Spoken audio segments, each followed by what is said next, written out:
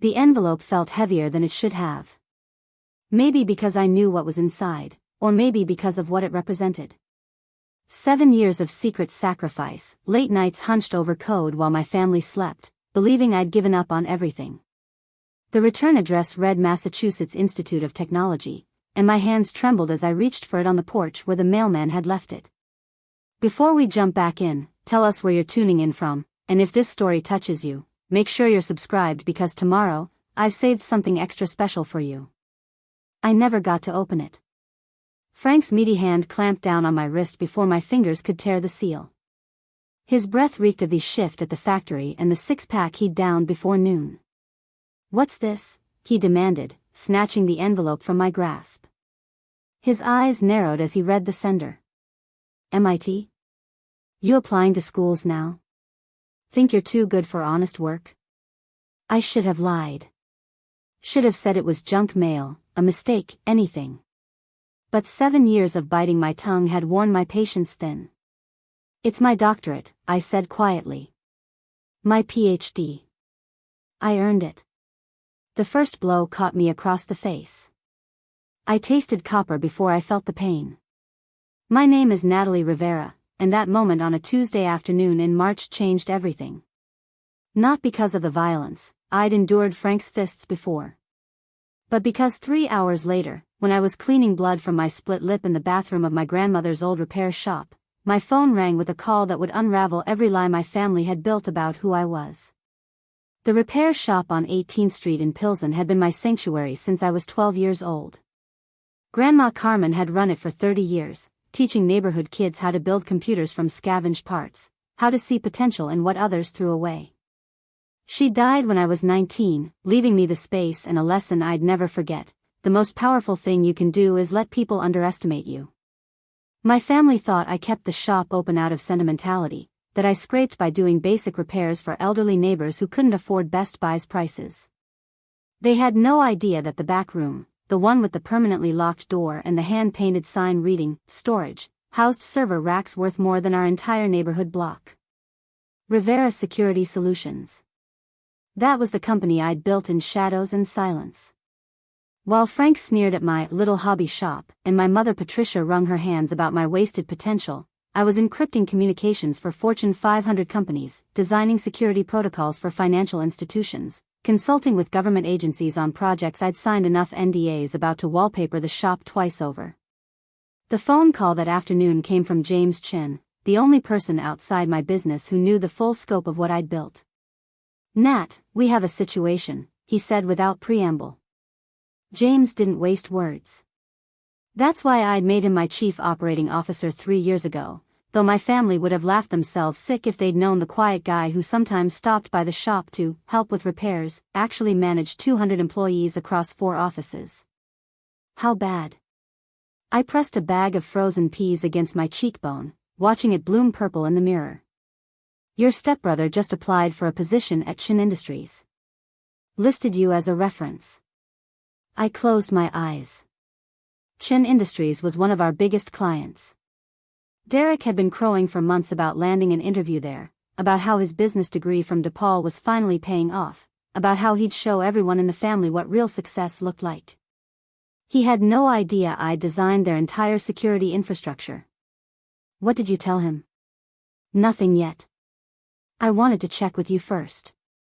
James paused. "Nat, there's more. Your sister's marketing firm? The one she's always bragging about at family dinners? They pitched to us last week for our rebranding campaign. Her proposal was plagiarized. Lifted directly from a campaign that ran 2 years ago. Our legal team caught it. Vanessa. Sweet, pretty Vanessa who'd coasted through college on looks and charm, who'd mocked me relentlessly for choosing computers over communication, for preferring code to cocktail parties. She'd built her small firm's reputation on smoke and mirrors, and now those mirrors were about to shatter. "And Frank?" I asked, though I wasn't sure I wanted to know. "The factory's closing. Automation upgrades. The announcement goes public Friday, but layoffs start next week. He's on the list." I should have felt satisfaction. Should have reveled in the poetic justice of it all. Instead, I felt tired. Tired of hiding. Tired of letting Frank's fists and my mother's disappointment and my siblings' contempt define how I moved through the world. The shop's bell chimed. I emerged from the back to find Mrs. Kowalski, one of my regulars, clutching her ancient laptop. "Natalie, dear, I'm so sorry to bother you, but it's making that sound again." I spent the next hour fixing her cooling fan, charging her $20 instead of the $200 any other shop would have demanded. This was the Natalie my family knew. The one who fixed computers for pocket change, who lived above the shop in what they assumed was a cramped studio, who drove a 15-year-old Honda Civic with a dent in the passenger door. They'd never seen my real apartment, the penthouse in River North with floor-to-ceiling windows overlooking the Chicago River. They'd never questioned why I sometimes disappeared for days at a time, assuming I was probably struggling with depression or some other character flaw that explained my lack of ambition. They'd certainly never wondered about the consulting trips to San Francisco and Austin and Seattle, because I'd never mentioned them. My mother called that evening, her voice tight with familiar frustration. "Natalie, Frank told me about the envelope." "A PhD?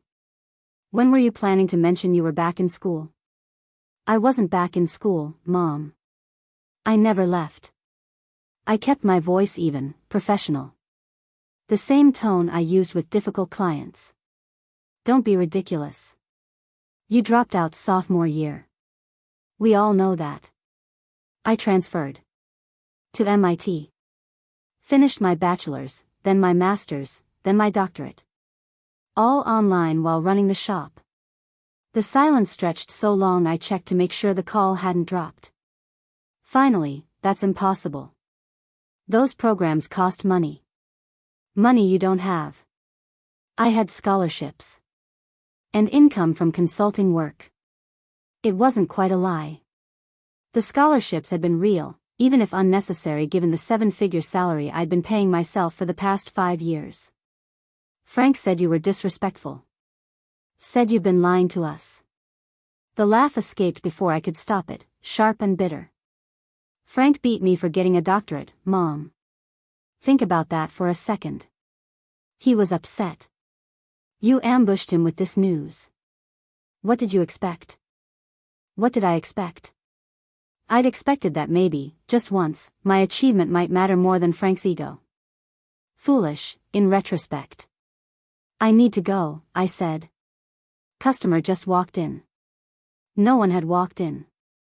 The shop was empty except for the ghosts of better times, when Grandma Carmen would ruffle my hair and tell me I had magic in my fingers, that I could make machines sing.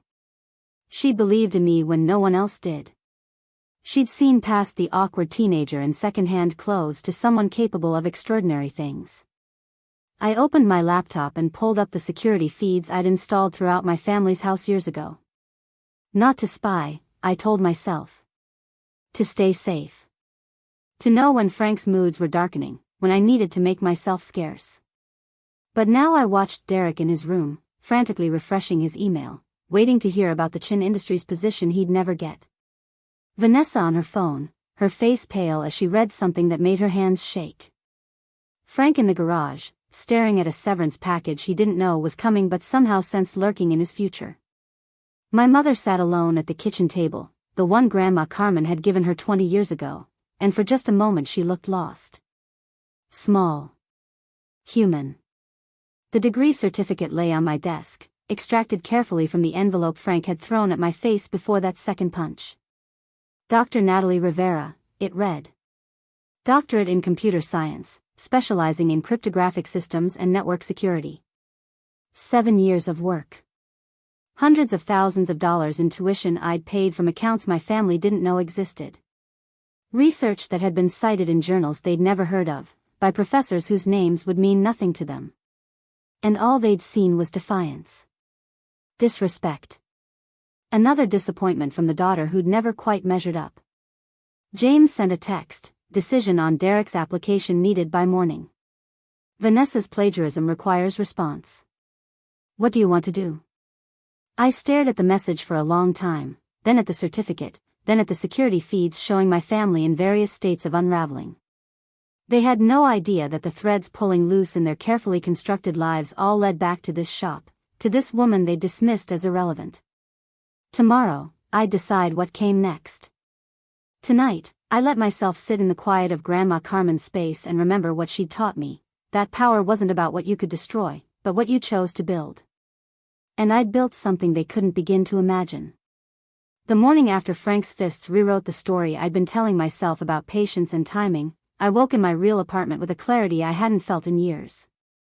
The penthouse windows framed Chicago's skyline in shades of amber and steel, the river below catching early light like a ribbon of copper. This view belonged to someone successful. Someone powerful. Someone my family had never bothered to meet. I made coffee in a kitchen that cost more than Frank's annual salary and checked my phone.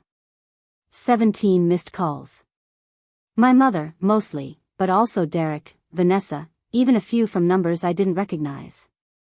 The family network activating, sensing disturbance in their carefully maintained fiction about who I was and what I'd accomplished. James had sent detailed files overnight. Preparing and narrating this story took us a lot of time, so if you are enjoying it, subscribe to our channel, it means a lot to us.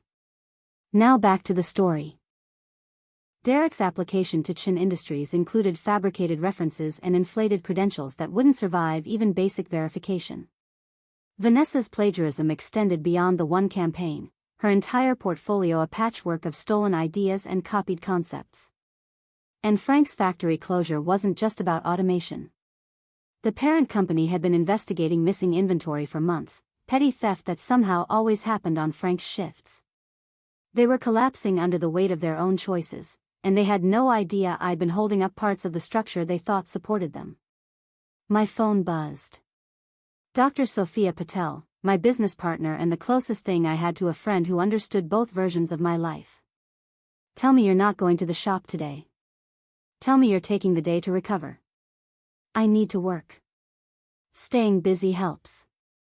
Nat, her voice carried the particular firmness she used when I was being deliberately obtuse. He hit you. Again. This isn't about staying busy.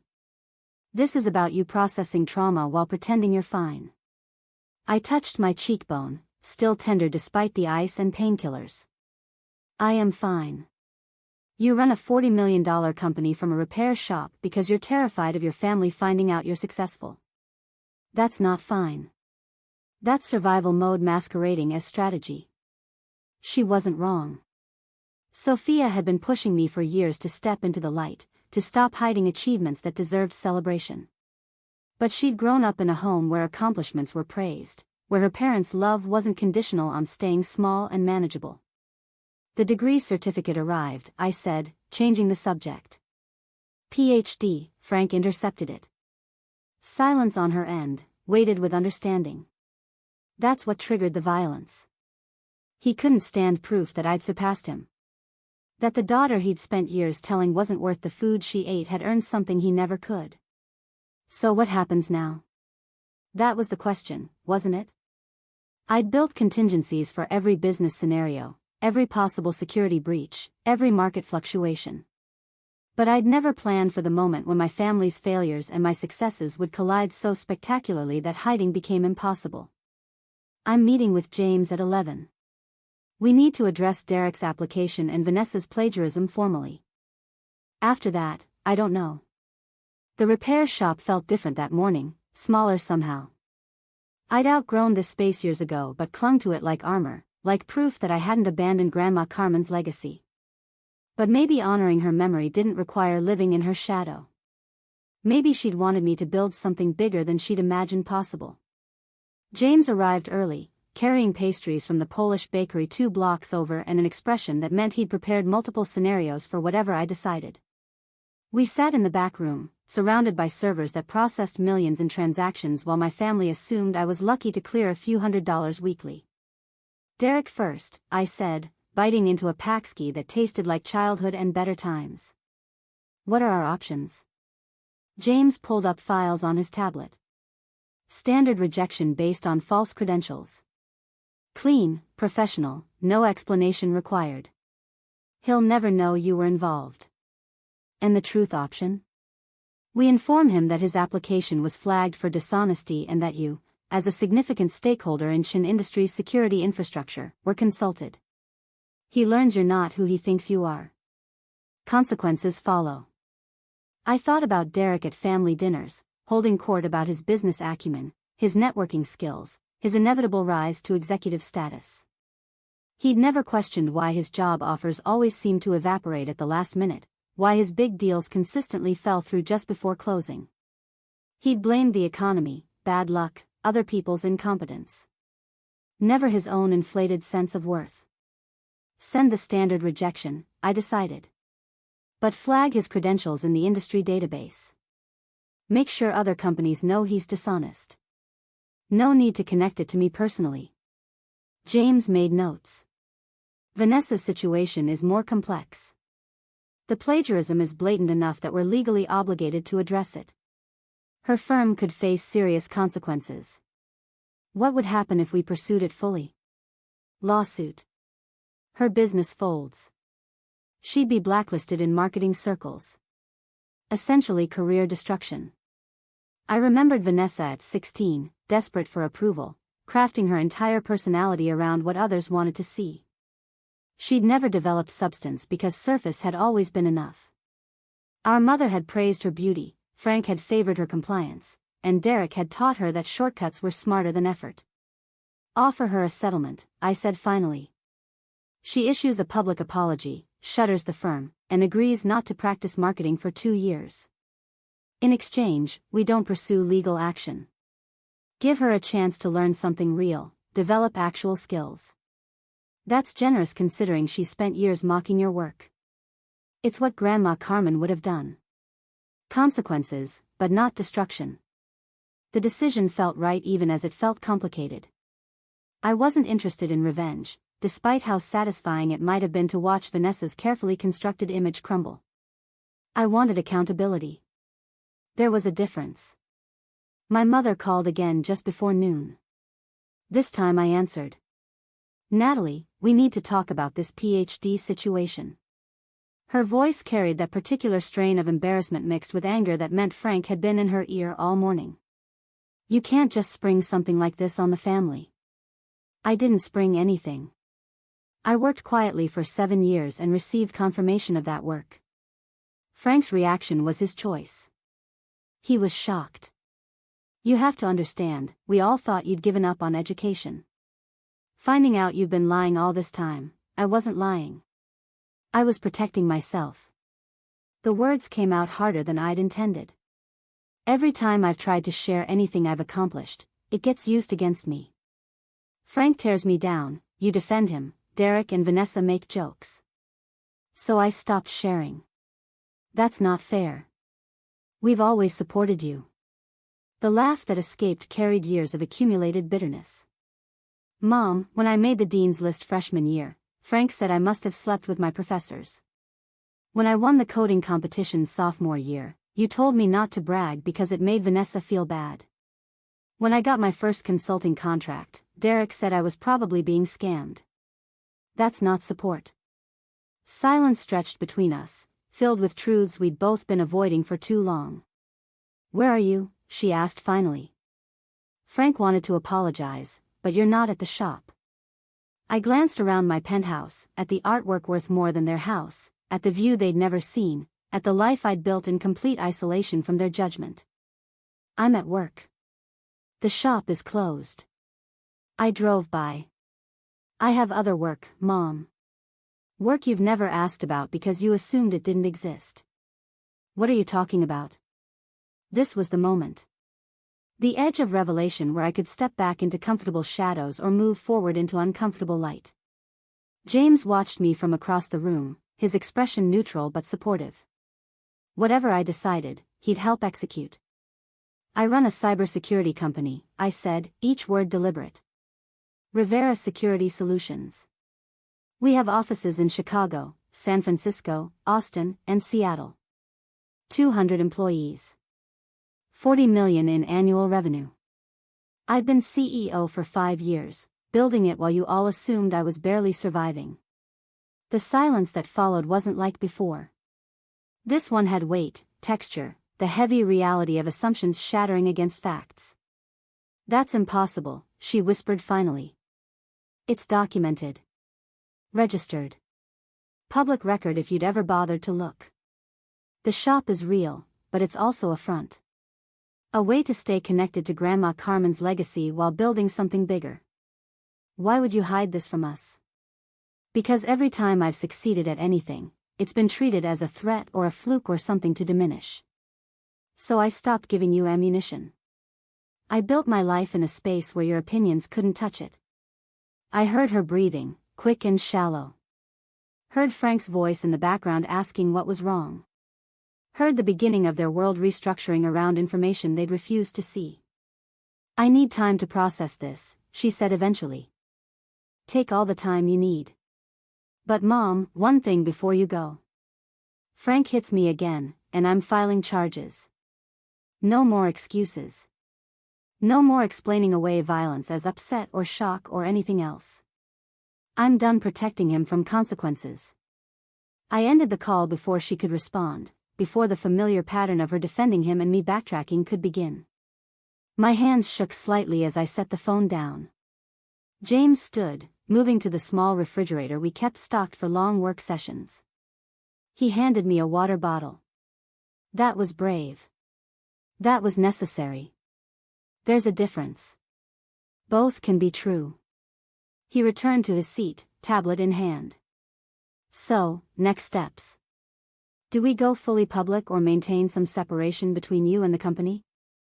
I thought about the certificate on my desk at the shop, about 7 years of secret achievement, about Grandma Carmen teaching me to see value in what others overlooked. She'd built her repair shop as a service to community, never seeking recognition beyond the gratitude of customers whose computers she'd saved. But she'd also told me once, in those final months when cancer was stealing her strength, that the greatest tragedy was talent wasted because someone was too afraid to let it shine. We go public, I decided. Not flashy, but honest. Update the website with my photo and credentials. Issue a press release about the PhD. Let the industry know Rivera Security Solutions has always been personal, not just corporate. Your family will see it. Everyone will see it. Good. Let them see what they spent so long refusing to acknowledge. James smiled, the expression carrying approval and something like relief. He'd been watching me hide for years, supporting my choices but clearly wishing I'd step forward. I'll have PR draft something by end of day. We can review it tonight. Make sure it mentions Grandma Carmen. The shop, her legacy, how she taught me everything that mattered. This success isn't despite her, it's because of her. Done. He paused, studying me with the careful attention of someone who'd learned to read my moods. How's the face? I'd almost forgotten, the adrenaline of confrontation masking the dull ache. Painful. Visible. Exactly the kind of evidence that makes denial impossible. You could file a police report. Document it officially. Not yet. First, I want them to understand what they're dealing with. Then, if Frank doesn't change, the report becomes leverage. It was calculated, strategic, exactly the kind of thinking that had built my company. But it felt cold applying business logic to family trauma, reducing violence to tactical considerations. James left shortly after, heading back to the main office to begin the process of making Natalie Rivera's success impossible to ignore. I stayed in the shop, surrounded by the tools Grandma Carmen had used to teach me that broken things could be fixed, that patience and skill could solve almost any problem. But some things stayed broken no matter how carefully you tried to repair them. Some relationships fractured so deeply that no amount of skill could make them whole again. My phone showed 3 more calls from my mother, 2 from Derek, 1 from Vanessa. I let them all go to voicemail, not ready for the conversations that would demand explanations I didn't owe them. Instead, I opened my laptop and began drafting something I'd been avoiding for years. A personal statement about building a company while navigating family dysfunction, about the cost of hiding success, about the particular pain of being invisible to the people who should have seen you most clearly. I wrote until my fingers ached and the light changed outside the windows, until the words on screen reflected truths I'd been carrying alone for too long. And when I finally stopped, reading back what I'd created, I recognized it as the beginning of something new. Not revenge. Not victory. Just the simple, revolutionary act of refusing to stay hidden anymore. The press release went live at 3 in the afternoon, aimed perfectly to catch the tech industry's attention before the evening news cycle. James had crafted it with surgical precision, balancing professional achievement with just enough personal context to make the story compelling without feeling exploitative. Dr. Natalie Rivera, founder and CEO of Rivera Security Solutions, announces the completion of her PhD in computer science from MIT, a milestone achieved while simultaneously building one of the Midwest's fastest-growing cybersecurity firms. Rivera, who began her journey in her grandmother's computer repair shop in Chicago's Pilsen neighborhood, has quietly revolutionized how Fortune 500 companies approach digital security. By 4 o'clock, my inbox had exploded. Congratulations from clients who'd never known my full credentials. Interview requests from tech publications. Speaking invitations from conferences I'd been attending anonymously for years. And buried among the professional responses, messages from people who'd known me in other contexts, their confusion almost palpable through the screen. A former high school classmate: "Wait, you're that Natalie Rivera? The one who runs RSA? I thought you worked in a repair shop." A distant cousin: "Why didn't anyone tell us you were successful? Mom's been praying for you for years because she thought you were struggling." Even Mrs. Kowalski from 2 blocks over: "Dear, I saw the news. Does this mean you'll be charging me more to fix my laptop?" I responded to the professional inquiries through my assistant, ignored the personal curiosity, and assured Mrs. Kowalski that her rates would never change. Some things mattered more than profit margins. Derek called at 4:30. I let it ring through to voicemail, then listened to his message with a detachment that felt both liberating and sad. "Nat, it's Derek. I just saw the news. I don't understand. If you've been running this company, why did you let us think you were barely getting by? Why didn't you help when I was struggling with job applications? Do you have any idea how embarrassing this is? Everyone's asking me why I didn't know my own stepsister was some tech genius. Call me back. We need to talk about this." Not an apology for years of condescension. Not acknowledgement of how he'd treated me.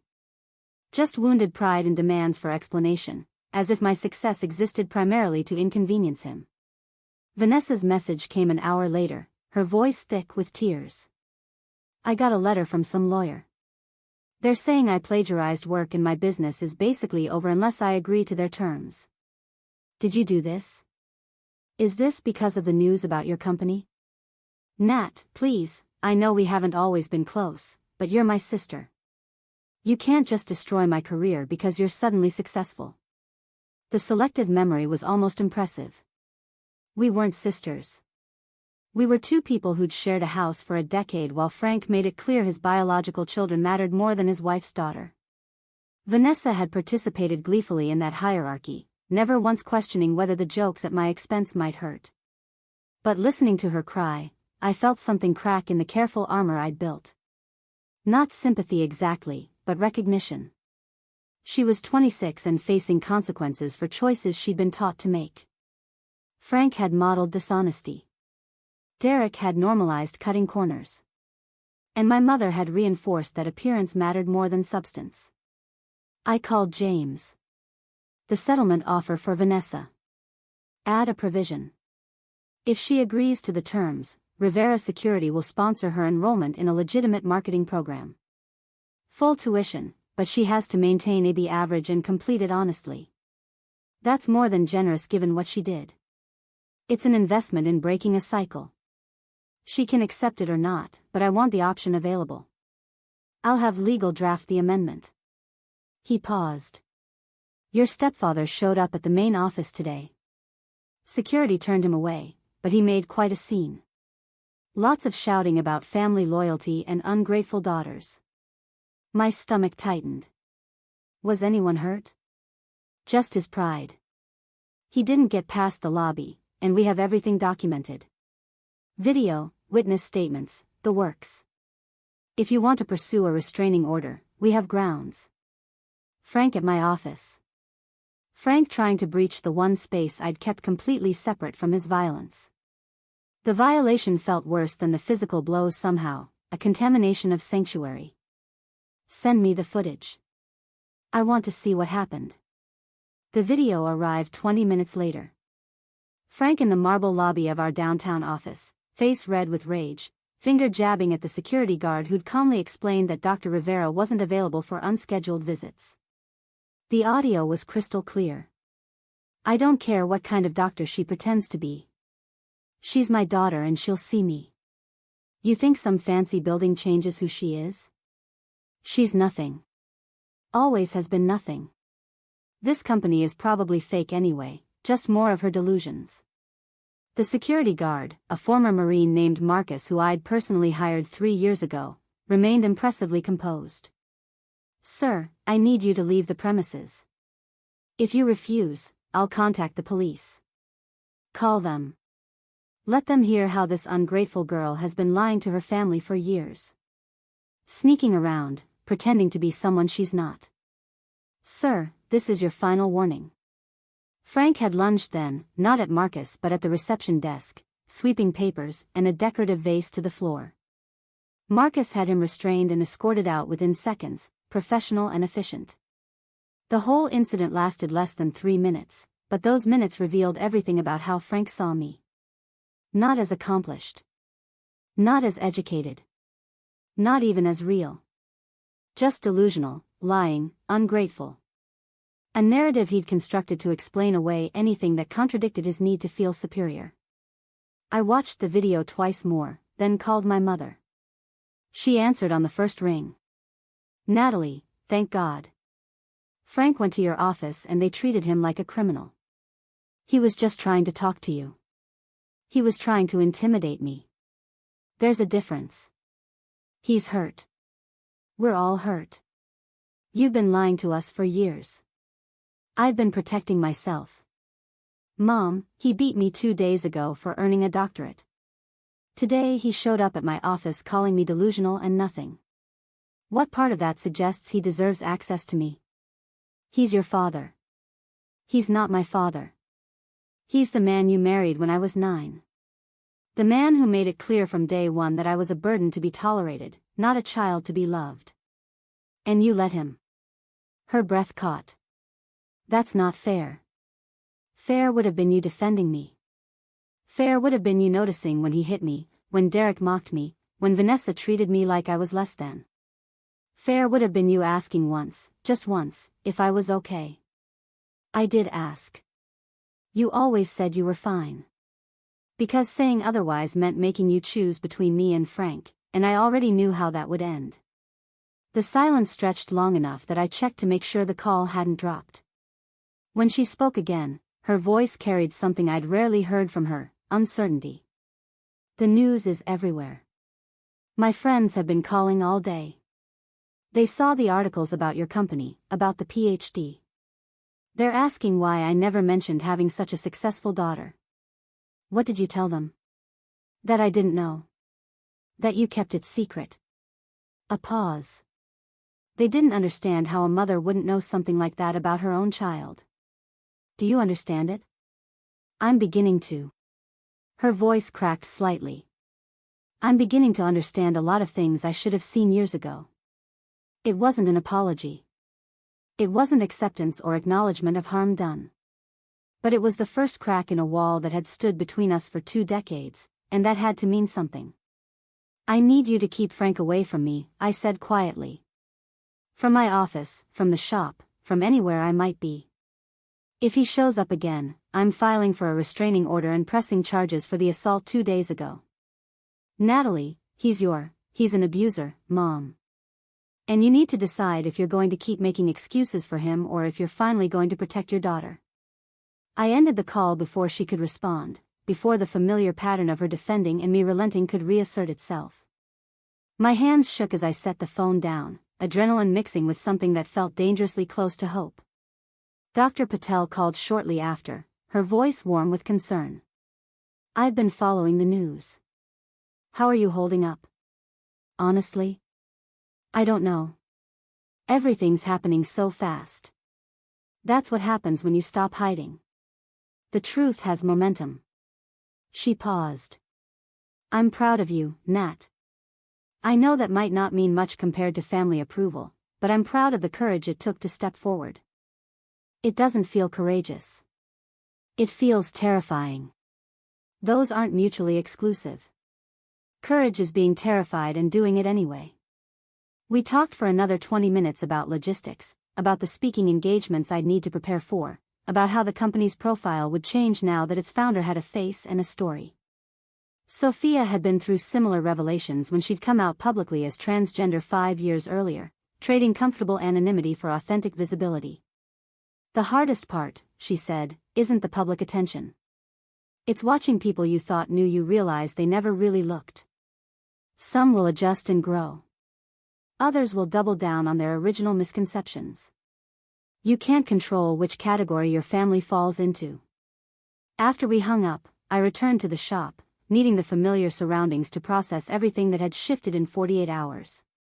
The back room felt different now, less like a secret headquarters and more like a transition space between versions of myself. I pulled up the security feeds from my family's house, a habit I'd tried to break but couldn't quite abandon. Derek sat alone in his room, laptop open, presumably reading articles about Rivera Security Solutions and realizing how many opportunities he'd missed by dismissing me. Vanessa was on the phone, gesturing frantically, probably talking to her lawyer about the settlement offer.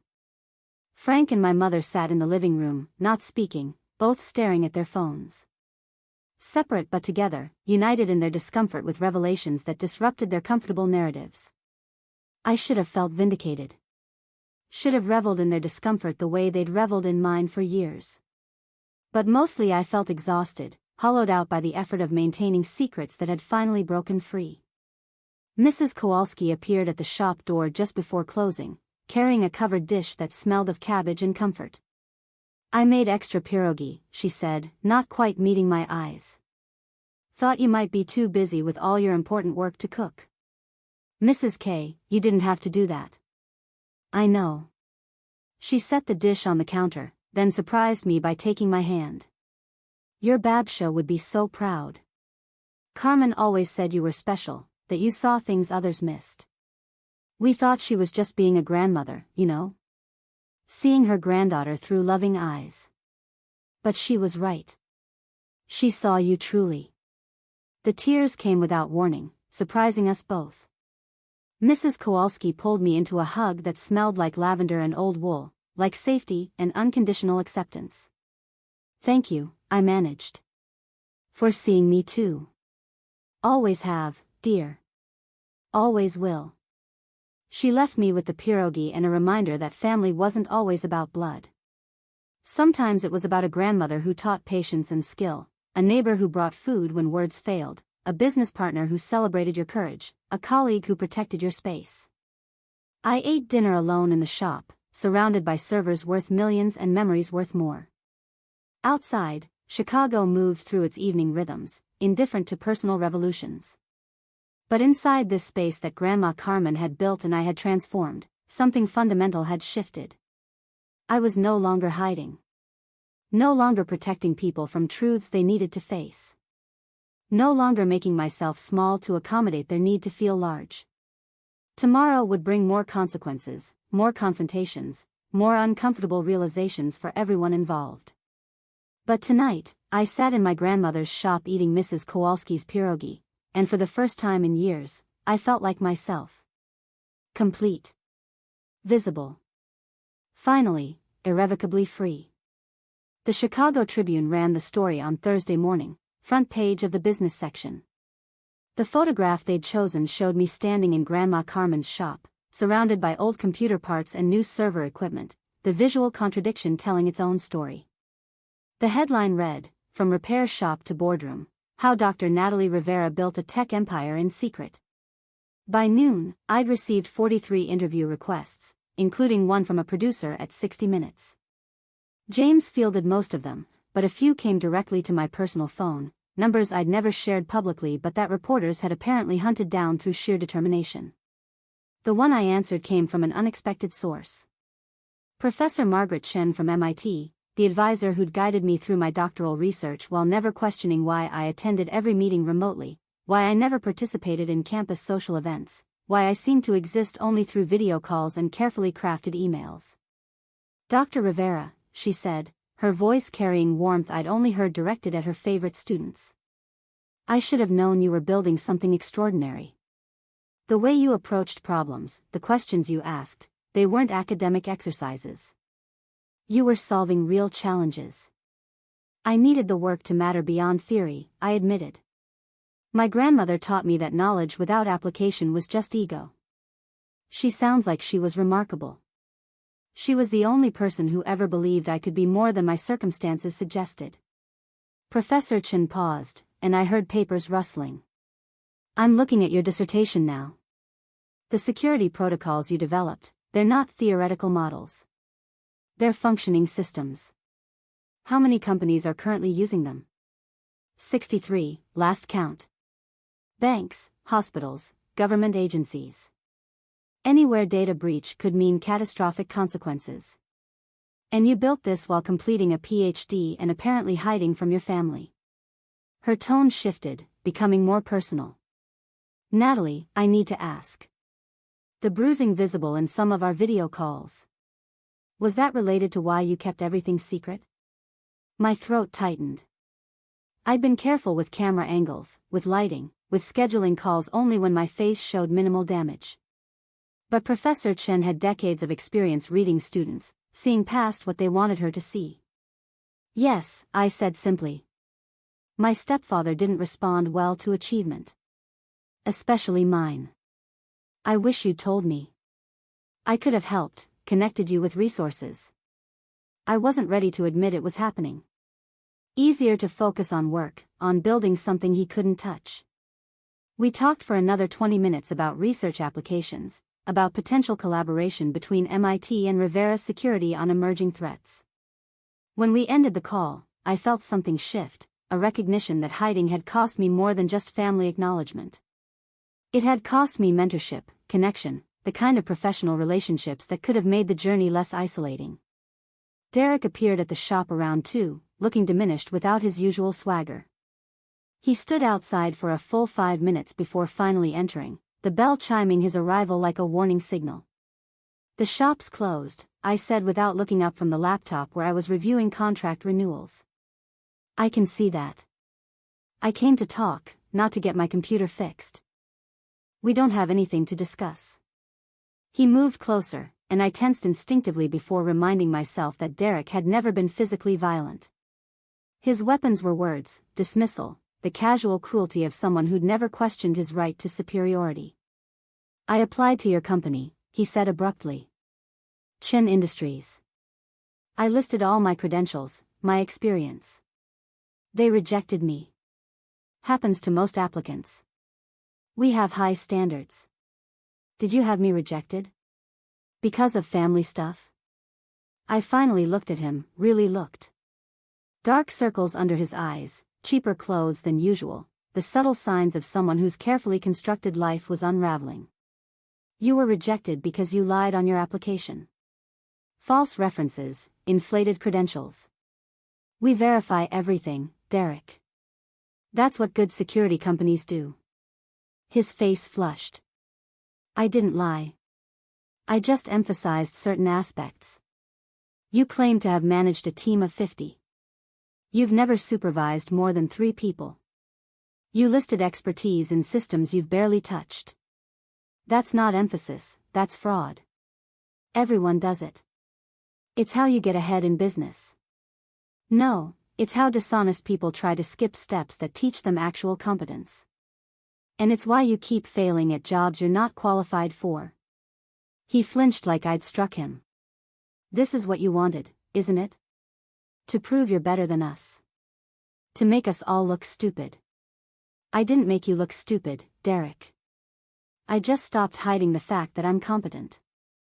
If that makes you feel stupid, that's about your choices, not mine. Dad's right about you. You're cold. You've always been cold. Normal people don't hide their success from family.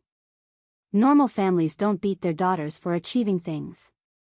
Normal families don't spend years tearing someone down and then act shocked when that person stops sharing their life. He was quiet for a long moment, staring at the server racks visible through the open door to the back room. Is all of that yours?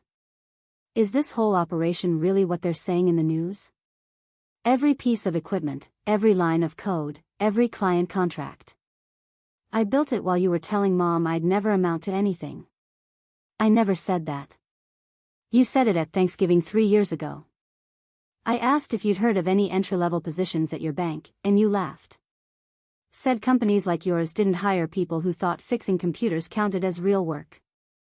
You suggested I consider food service, something where my lack of ambition wouldn't matter. His mouth opened, closed. The memory was clearly returning, along with the context he'd conveniently forgotten. I was joking. Jokes are supposed to be funny. That was just mean. Nat, I'm sorry. Okay? I'm sorry I said that, sorry I didn't take you seriously. But you have to understand, from our perspective, you were barely surviving. We thought we were being realistic, not cruel. You thought you were being superior. There's a difference. He sank into one of the customer chairs, deflating completely. I lost my apartment. The landlord found out about the Chin Industries thing, about my application being flagged for dishonesty. Said he couldn't risk having a tenant with credibility issues. That's unfortunate. Is that all you have to say? I'm about to be homeless and you're offering corporate sympathy? I closed my laptop, giving him my full attention. Derek, you spent years making sure I knew you thought I was worthless. You mocked my work, dismissed my education, joined Frank and Vanessa in treating me like the family charity case. Now your life is falling apart because of your own choices, and you want what? Rescue? Compassion you never showed me? I want my sister to help me. We're not siblings. We're strangers who shared a house while you participated in making my life miserable. That doesn't create obligation on my part. His eyes filled with tears, shocking us both. Derek didn't cry. Derek postured and blamed and avoided, but he didn't show vulnerability.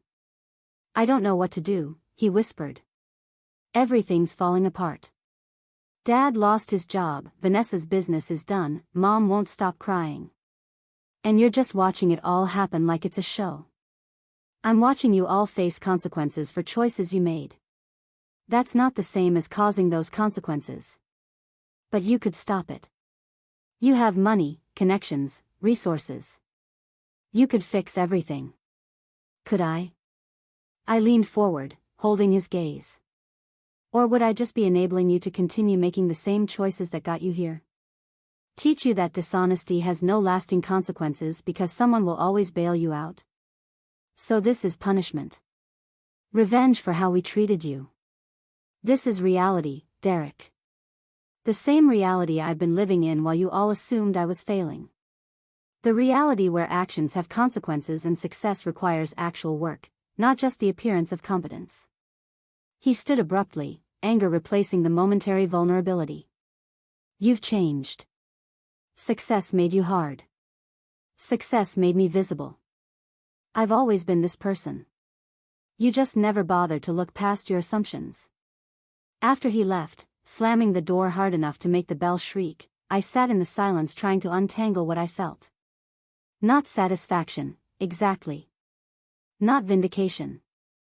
Something more complicated, like watching a building you'd lived in catch fire and feeling simultaneously relieved to be out and sad about the destruction. My phone buzzed with a text from Vanessa. I'm signing the settlement papers.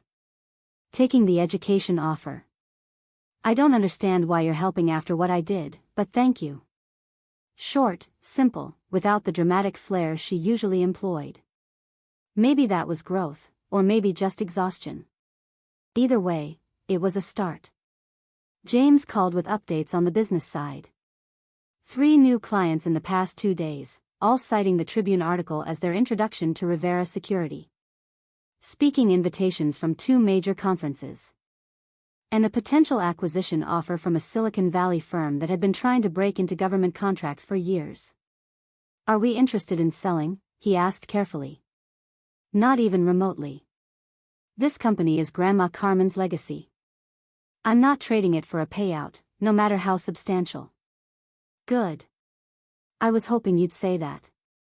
Evening brought an unexpected visitor. My mother appeared at the shop just before 7, looking smaller somehow. She'd aged a decade in the 3 days since the news broke, stress carving lines around her eyes and mouth. "Can we talk?" she asked, hovering in the doorway like she wasn't sure she had the right to enter. I gestured to the chairs Derek had occupied hours earlier.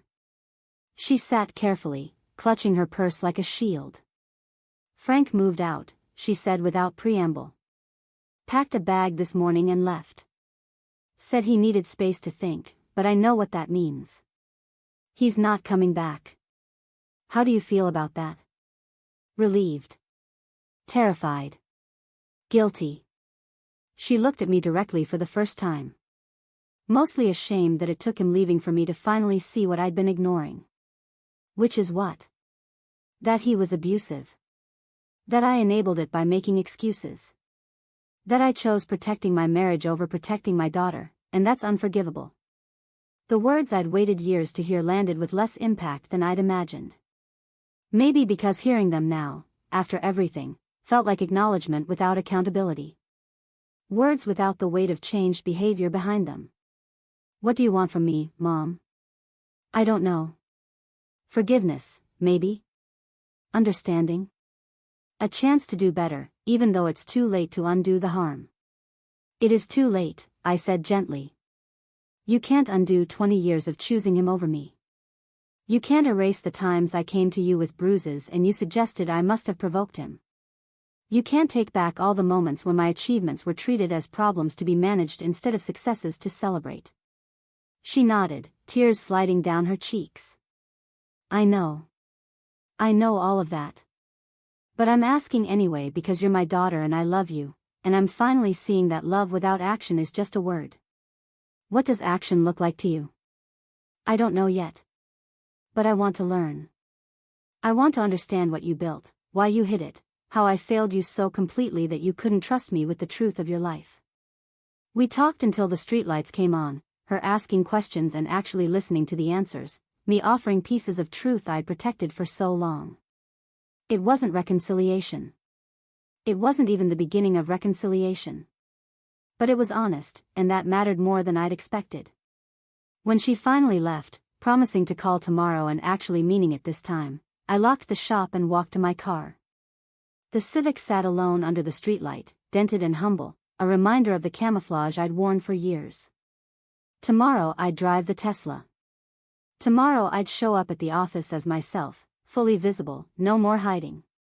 Tomorrow I'd begin the work of integrating the pieces of my life I'd kept so carefully separate.